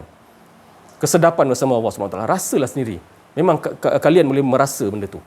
Tapi ingat, kesebatian dalaman ni menafikan keakuan itu yang paling penting. Sebab itulah musuh utama kita. Kita dah cakap berkali-kali dah. Kan? Saya pernah cakap dengan kawan-kawan sahabat saya. Kalau kau tak hadir talk ni, kan? Kau tak hadir talk ni, padahal boleh hadir, kan? Minta maaf saya cakap, kan? Nanti aku tak bercakap. Aku bukan cakap kerana hawa nafsu aku. Aku cakap benda yang baik. Benda yang bila cakap pasal WhatsApp, hadir. Berada di mana-mana, hadir saya cakap. Hadir saya cakap. Tak kira lah Kuala Lumpur ke Perlis ke apa nama Kelantan ke, tak. Sebab apa? Kan? Sebab apa? Ini yang penting. Ni betul cas dalam kita pandai cas handphone. Tak payah tanya. Kan? Saya sampai share broadcast. Saya sampai share group, kan? Sampai orang kata ni personal saya kan. Share 2 kali, kenapa dia kata? Ya Allah, saya cakap kenapa gitu? Engkau cakap itu kasih sayang, itu hantaran daripada Allah. Saya cakap itu hantaran daripada Allah, senyap terus sampai sekarang. Kan? Itu kenapa? Itu adab, itu adab. Kan? Dengan guru pun jauh. Kenapa? Kan? Dengan guru pun jauh.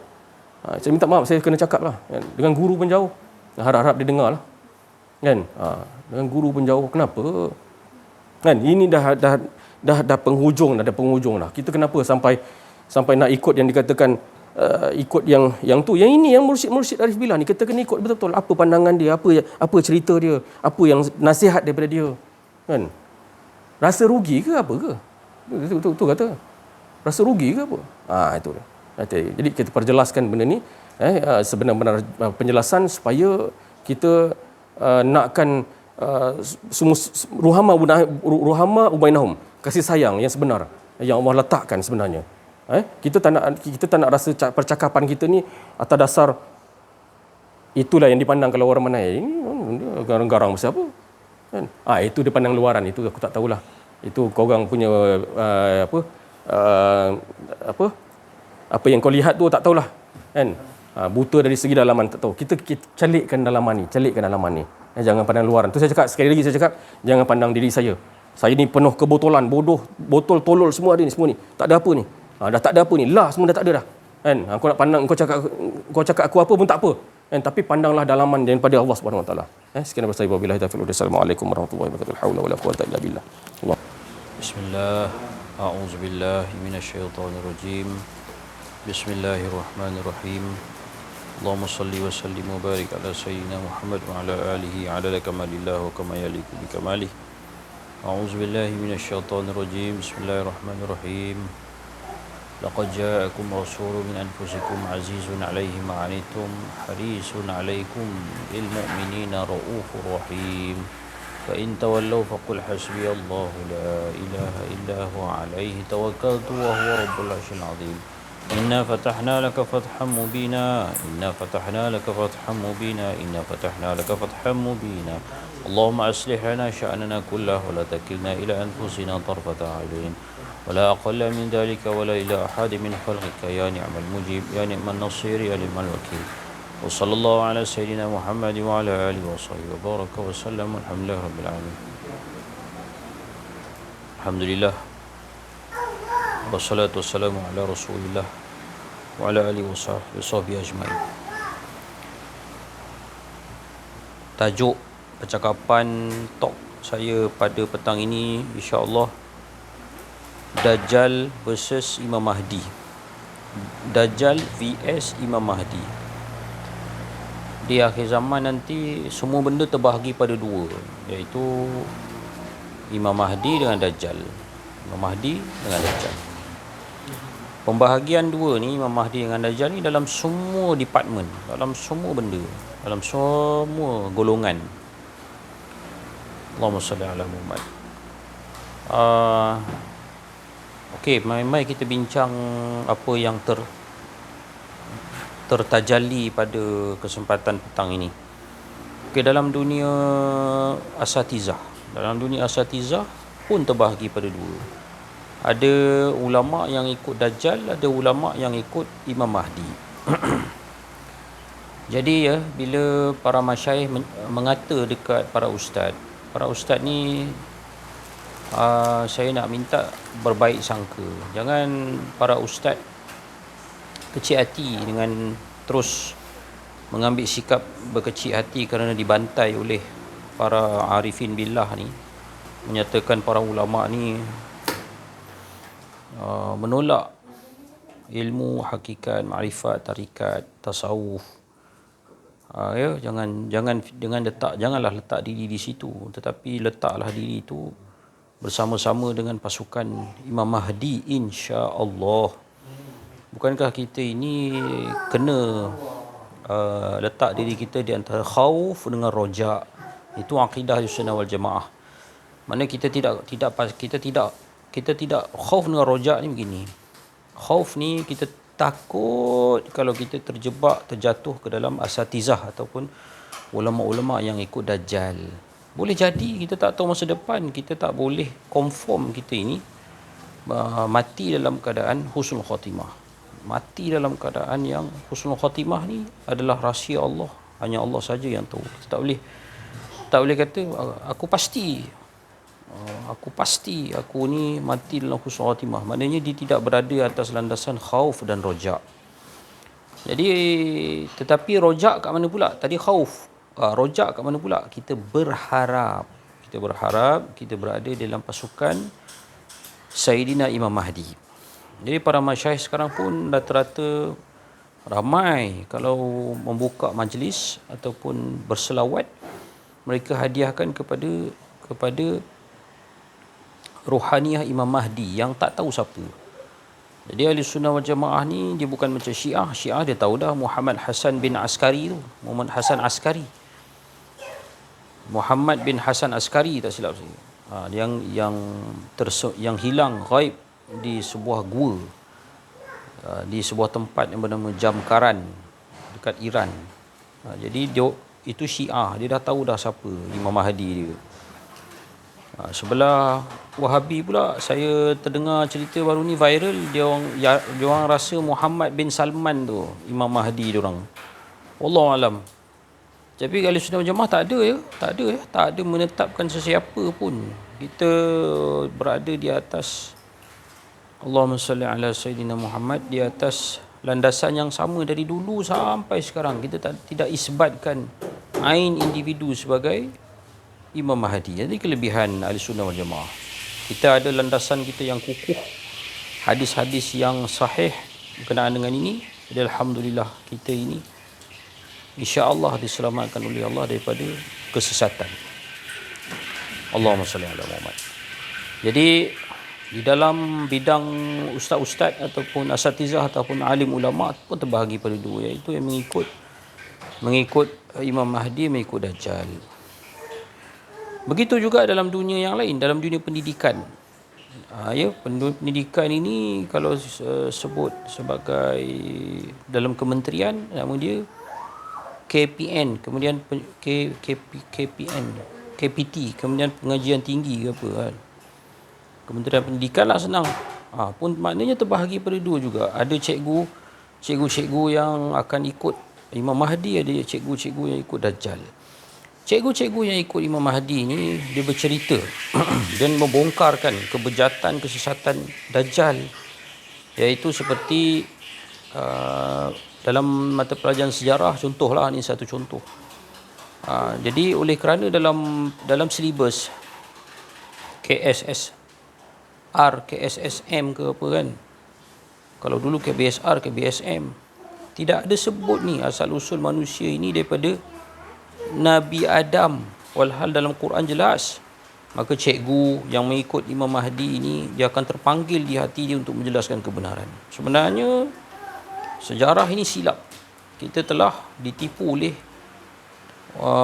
penjajah yang merupakan yang menjajah kita selama 1000 tahun, menjajah dunia Islam, iaitu British dan kumpulan-kumpulannya, untuk menyesatkan kita dengan menghilangkan asma' kullaha tu, iaitu nama para nabi.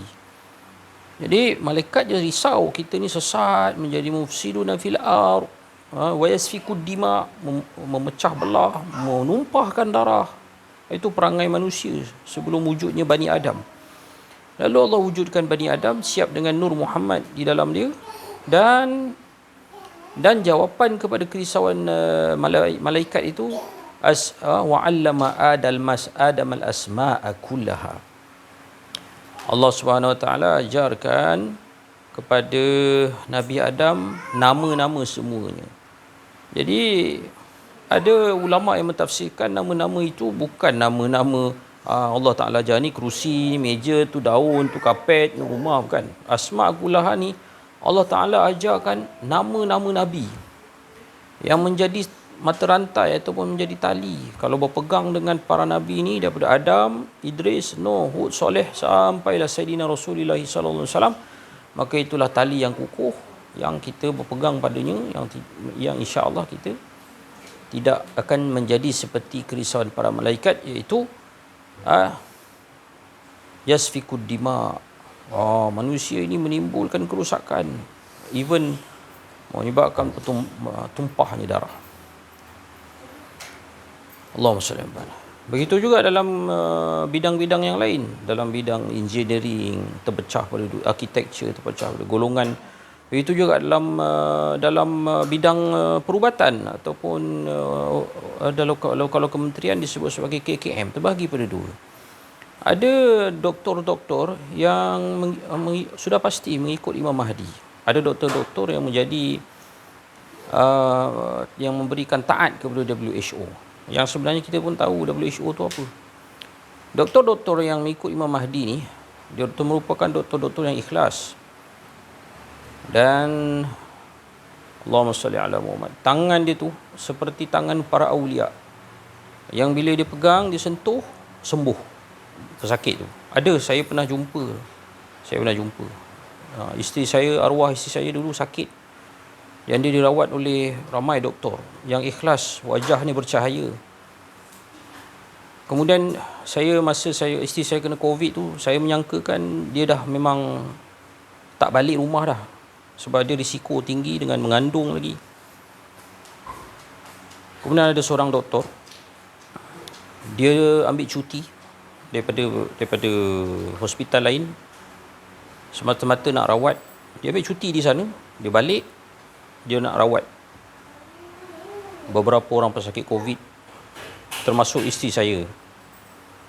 Jadi masa doktor ke apa, pegawai India tu call, dia kata isteri encik dah stage 5B. Stage 5B ni dah sangat kronik, sangat dahsyat. Kemudian bila saya dapat tahu doktor Muslim Mukmin Muhsin ini ambil alih,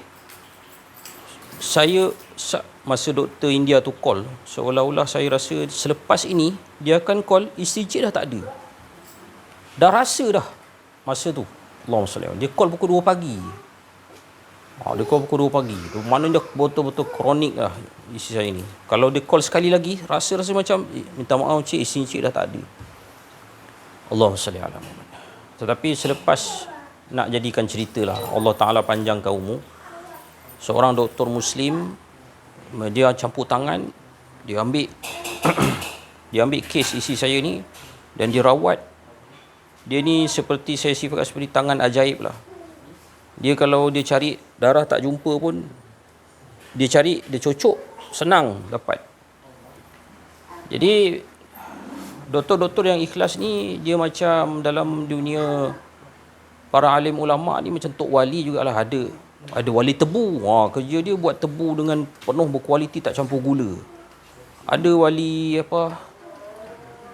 wali petani. Tanam pokok mesti jadi ni, macam Pak Yah kan. Kita panggil dia wali sayur. Azan lah, kita pause sekejap lah. Begitulah dia dalam bidang apa pun nanti terbahagi pada dua. Even dalam dunia kafir sendiri terbahagi kepada dua, iaitu orang kafir sendiri nanti ada yang ikut Imam Mahdi, ada yang ikut Dajjal. Ada orang kafir yang ikut Imam Mahdi. Ada orang kafir yang ikut Imam Mahdi, ada. Allahumma salli alaihi. Kemudian dalam dunia perniagaan, ada peniaga-peniaga yang ikut Imam Mahdi, ada peniaga yang ikut Dajjal. Allahumma salli ala sayyidina Muhammad. Sekarang ini pertarungan lah, masing-masing pertarungan antara nak meramaikan pengikut Imam Mahdi dan pihak Dajjal pun sudah pasti mereka sudah usaha seratusan tahun, malah ribuan tahun. Sebab Dajjal ni wujud sejak zaman Nabi Nuh. Dajjal ni sudah ada sejak zaman Nabi Nuh. Dan Dajjal ni bertubuh besar. Jadi dia bukan daripada kalangan Bani Adam, tapi dia di kalangan daripada sebelum, daripada anak-anak Nabi. Dia dalam kategori saiz dia dalam kategori Ya'juj Ma'juj. Maknanya anak-anak Nabi Nuh juga. Jadi dah ada sejak zaman Nabi Nuh. Dia Bani Adam juga, dia Bani Adam. Allahumma salli ala sayyidina Muhammad. Okey, jadi dalam peniaga pun terbahagi pada dua. Baru-baru ni saya diberi rezeki, diperjalankan oleh Allah pergi menghadiri satu jemputan kundi kahwin di KL. Saya jumpa peniaga yang baik. Dan apa perbicaraan dengan peniaga yang baik itu ialah tentang satu perkara yang masuk dalam kepala otak saya ni dan saya nak sampaikan seramai-ramainya. Iaitu tentang kisah benar yang berlaku di Kuala Lumpur. Tadi Syekh Aziz ada cakap pindahlah ke pekan-pekan kecil kan, sebagai persiapan menghadapi akhir zaman kalau boleh. Kalau tak boleh ya apa boleh buat kan, bukannya wajib kan benda ni, itu satu fikrah saja. Tapi saya nak katanya benda tu benar, sebab di Perlis tak berlaku apa yang sahabat saya ni cakap. Sahabat saya ni dia berniaga. Jadi anak dia dan juga anak kawan-kawan dia dan komuniti yang ramai dan orang KL ramai yang terlibat benda ni, iaitu anak-anak mereka tak solat Jumaat. Dia kata, kenapa tak solat Jumaat? Ustaz, dia kata, kena terpaksa korbankan solat Jumaat kerana nak menghadiri kelas agama petang, sekolah petang. Jadi dia orang sibuk, very busy untuk mempersiapkan rutin harian sehingga terpaksa skip solat Jumaat, tak pergi solat Jumaat kerana sekolah punya pasal. Allahumma salli ala sayyidina Muhammad. Saya nak menyampaikan ataupun melunaskan amanah saya lah. Bila saya dengar benda ni, saya wajib nasihatkan kepada orang-orang yang ada kuasa sana. Tolong ubah balik lah. Kononnya Madani, kononnya sunnah lah, kononnya sufi lah, kononnya apalah nama juga, kononnya bagus lah masing-masing di dalam mengamalkan Islam. Tapi mana usaha kita untuk memertabatkan syiar Islam? Bukan syiar lagi, solat Jumaat ni bukan syiar lagi. Wajib fardu ain bagi lelaki yang sihat tubuh badan cukup syarat untuk menghadiri solat Jumaat. Sehingga 3 kali tak solat Jumaat terus jadi fasik. Kata Ustaz Zahid terus, fasik dia kata. Orang Terengganu kata fasik. Allahumma salli ala Muhammad. Jadi tolong ubah kepada cuti itu diletakkan pada hari Jumaat dan Sabtu. Kenapa nak raikan Sabtu Ahad? Kalau di Perlis ni bila dia cakap begitu, dia kata tak ada dalil nak suruh cuti daripada kerja pada hari Jumaat. Ini bukan soal dalil. Ini bukan soal kita suruh cuti. Ini soal pada hari Jumaat ada banyak nas yang menyuruh kita memperbanyakkan selawat. Yang kedua, nak kena baca surah Al-Kahfi. Yang ketiga, persiapan untuk solat Jumaat itu kena awal, kena hadir di masjid awal, kena pakai wangi-wangian, kena bersedia. Jadi benda itu memerlukan pengorbanan. Korbankan sedikit dunia. Dan saya yakin, insya-Allah negara kita bertambah berkat. Bertambah turunnya rahmat. Dan saya mohon orang-orang yang ada yang boleh bercakap ataupun bahasa sekarang ni dipanggil influencer. Influencer ni sekarang tolong kempenkan supaya seluruh negara kita yang kita cintai, beralih kepada meraihkan solat Jumaat, iaitu dengan memberikan cuti daripada bekerja, bukan cuti daripada perjuangan, cuti daripada bekerja pada hari Jumaat dan Sabtu. Ahad tu hari pertama, maksud Ahad tu pertama. Kenapa nak raikan ibadah orang Yahudi pada hari Ahad?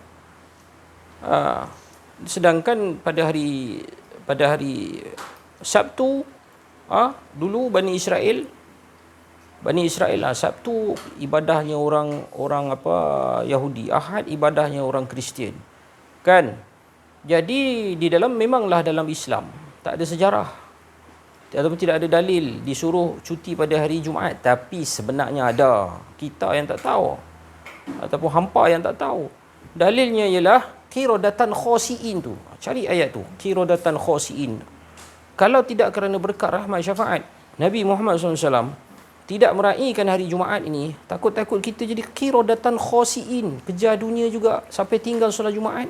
Layak jadi qiradatan khasiin, iaitu orang yang disumpah kerana tetap mengambil ikan yang dilarang oleh Allah pada hari Sabtu, iaitu hari kemuliaan Bani Israel yang dikhaskan untuk memperbanyakkan ibadah. Tak boleh keluar ke laut tangkap ikan. Tapi orang Yahudi, Bani Israel ni dia kecoh, dia tahan pukat pada hari Jumaat. Hari Sabtu dia tak ambil ikan, dia tak pergi ke laut, tetapi dia tuai ikan tu pada hari Ahad. Walaupun mereka buat macam tu, mereka dikira sebagai kecoh, tetap dikira sebagai tangkap ikan, dan menjadilah mereka kera-jadian, qiradatan khasiin, yang dihinakan oleh Allah SWT. Nak jadi macam tu ke? Sabit ada Nabi Muhammad dia bagi syafaat. Tak ada dah malapetaka turun api dari langit, banjir besar. Itu memang doa Nabi Muhammad masa Isra Mi'raj. Tolong ya Allah, jangan kasih musibah yang besar-besar macam bani-bani yang lepas. Macam generasi Nabi-Nabi yang lepas, umat mereka tu disiksa dengan pelbagai musibah, kesiksaan yang sangat dahsyat. Tanah negara tu diangkat, diterbalikkan. Pada kaum Nabi Lut, Nabi Muhammad dah cover kita. Nabi Muhammad dah sayang kita, awal boleh cover siap-siap dah. Cuma satu je doa Nabi Muhammad tak dikabulkan, iaitu agar umat baginda bersatu padu itu tak dikabulkan oleh Allah SWT. Allahumma salli wa sallim wa barik ala sayyidina Muhammad. Tapi kita teruskan usaha kerana ia merupakan sunnah para generasi sebelum ini yang cemerlang sebelum kita, sebagaimana ayat terakhir dalam suratul Fatihah, an'amta alaihim tu, ayat keempat ke tak silap. Pada itulah dalilnya kita kena memerhatikan generasi yang gemilang sebelum kita. Yang gemilang sebelum kita, puncak dia atau klimak dia ada dua. Zaman Sultan Salahuddin Ayyubi, zaman Sultan Al-Fatih. Dua-dua sultan ni menggunakan kuasa yang mereka ada untuk menyatukan umat melalui jalan menyatukan akidah. Allahumma salli ala sayyidina Muhammad. Sehingga matan-matan akidah dibacakan di mimbar-mimbar sebelum khatib membacakan khutbah agar kukuh akidah ni. Allahumma salli ala Muhammad. Manakala Sultan Al-Fatih pula mempromosikan tasawuf, memperkukuhkan akidah Ahlussunnah wal Jamaah. Keseluruhan Utsmaniyah itu merupakan tariqah Naqsyabandi as-sahihah, tariqah Naqsyabandi yang sahih lah. Naqsyabandi yang tak sahih, dia bergantung pada guru mursyid dia lah. Jadi yang sesat, kalau ada lah yang sesat, bukan tariqah Naqsyabandi tu, tapi guru mursyid berkenaan yang mungkin tergelincir sekejap. Biasanya para tasawuf, ahli sufi, kalau tergelincir cepat dia tahu jalan balik, berbanding dengan orang tak berjalan. Keluar-keluar rumah je terus sesat. Duduk dalam rumah je pun tak boleh, pasal Allah kasih modal. Masih hidup, bangun masih hidup, bangun pagi masih hidup, bangun pagi masih hidup. Nak kena berjalan. Kalau tak berjalan, dah jadi akan dipersoalkan. Allahumma salli ala sayyidina. Saya rasa cukuplah setakat itu dahulu percakapan pada petang ini. Mudah-mudahan ada manfaatnya. Sampai-sampai dan panjang-panjang kalau ada yang baik. Dan kalau ada yang silap, mohon kemaafan. Tersalah bahasa, tersasul kata, ada keakuan diri sebagainya. Assalamualaikum warahmatullahi wabarakatuh.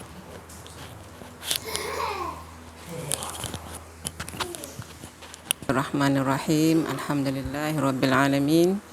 Wassalatu wassalamu ala asyrafil anbiya wal mursalin sayyidina Muhammad wa ala alihi wa sahbihi ajma'in. Rabbi shrah li sadri wa yassir li amri wa hlul 'uqdatam min lisani yafqahu qawli. Alhamdulillah. Dalam majlis talk kita pada hari ini, Ustaz ada tegaskan salah satu poin yang dapat saya ambil ialah berkenaan dengan kita ni sudah dijajah semula lah. Apa yang saya boleh ceritakan, dah akan dijajah semula. Maksudnya apa yang saya tengok hari itu, yang dalam video Ustaz Nur Azman, saya ada kongsi dengan kawan-kawan, bercerita tentang ada kuasa luar, kuasa barat lah, yang cuba untuk campur tangan dalam urusan perlembagaan negara kita, di mana anak-anak kita yang berumur, yang baru lahir, tidak akan diletakkan status agama mereka. Maknanya bila mereka berumur 18 tahun, barulah anak-anak itu boleh pilih sendiri apa yang agama mereka nak. Jadi ibu bapa ni tugas dia beranak je lah. Lepas tu biar je anak tu nak anut agama apa. Jadi mereka dah kaum muda mereka, anak-anak muda mereka, anak remaja mereka dah rosak. Mereka cuba untuk merosakkan orang kita, especially orang Islam lah. Jadi di situ kita tengok juga dalam sistem pendidikan negara kita sekarang, apa yang dikongsi oleh guru yang tersohor jugalah, Cikgu Fadli Saleh. Katanya sekarang ni tugas guru tunggu gaji saja. 25 bulan tunggu gaji. Pergi sekolah mengajar. Tak boleh nak mendidik dah sekarang. Sistem pendidikan sekarang tak boleh nak mendidik. Nak tegur murid tak boleh, salah. Guru akan dikenakan, akan dipersalahkan. Tugas guru hanya pergi mengajar, habis silibus. Pelajar tak nak belajar ke, nak tidur ke, biar je macam tu.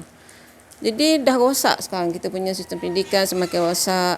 Jadi anak-anak kecil, sebab itulah bila kita tengok sekarang, majoriti kata budak sekarang kurang ajar lah katanya. Macam mana tak nak kurang ajar, sebab kita tak boleh nak mendidik dah. Kita dah dicampur tangan. Lepas tu kita sendiri pun tak ada ilmu untuk mendidik anak-anak untuk mengenal Allah SWT. Jadi itulah pentingnya. Sedangkan Islam sendiri suruh kita awwaluddin ma'rifatullah, awal-awal agama ni mengenal Allah. Jadi kita sebagai bapa ni untuk mendidik anak-anak kita tu macam itulah. Bagi kuat dulu akidah, insya-Allah kita memang ujian dunia akhir zaman tak lagi daripada fitnah dajjal, daripada kerosakan akhlak, daripada hancurnya sesebuah tamadun. Tapi bila kita memang golongan ni adalah golongan yang sedikit, dan mudah-mudahan kita dan pendengar-pendengar kat luar sana termasuk dalam golongan yang sedikit ni. Tapi kita terus istiqamah untuk mendidik anak-anak kita mengenal Allah, mengenal diri, mengenal Allah. Dan ada sahabat saya bertanya, macam mana nak kenal Allah ni kata. Sedangkan dia kata saya sendiri pun tak kenal diri saya ni, macam mana saya nak kenal Allah.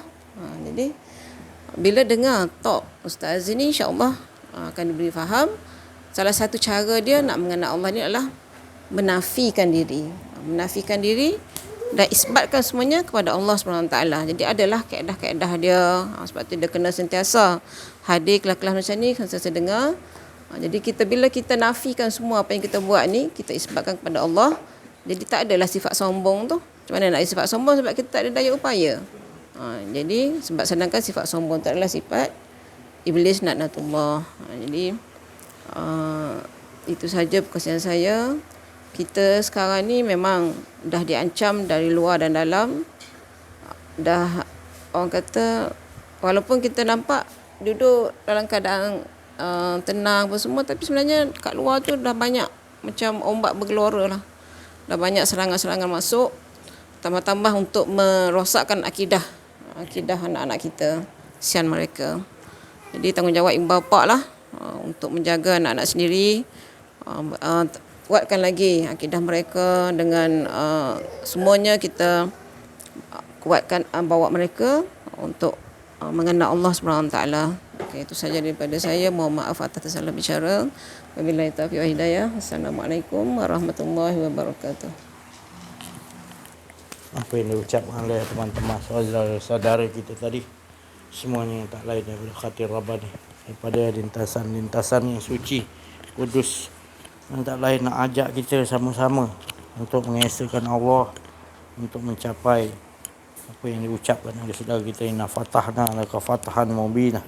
Kita mengikuti kemenangan apa yang didapati oleh Rasulullah SAW dan kita mengikuti apa saja yang dibawa oleh Rasulullah. Taklah ditajuk, semuanya nak ilahun wahid, ngajak kita nombor satukan Allah dalam kehidupan.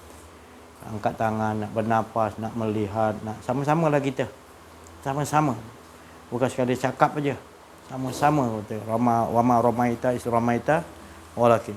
Tidak apa sesuatu yang kulihat melainkan sebelumnya Allah.